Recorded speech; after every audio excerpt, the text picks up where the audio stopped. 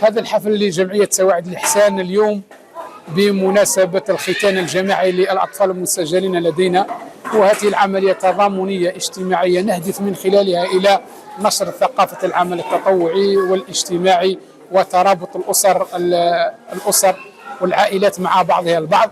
وهذه العملية قلت التي تعتبر المشروع الثالث في إطار مشاريع جمعية سواعد الإحسان.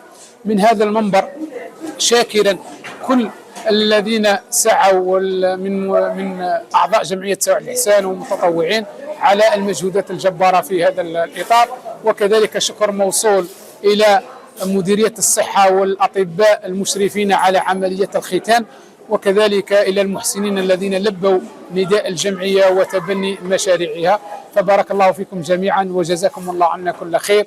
إنه لفرح لنا اليوم بمناسبة الحفل ختان الأطفال. نقول مهما عبرنا على هذه الحفلة، مهما يعني قلنا من كلمات، فإن الصورة هي اللي تعبر أكثر، لأن تواجد أولياء الأطفال الصغار والبراعم كانت لدليل، وفرحتهم لدليل يعني قاطع على نجاح هذه المبادرة. ضمن ختان جماعي ل50 طفل، ورانا جد فرحانين بهذا اليوم بالمناسبة، لأننا رأينا الفرحة في وجوه الأهالي، وهنا تبين باللي كاينه يعني لولا مبادرة هذه الأيادي المحسنة ما كانت هذه الفرحة.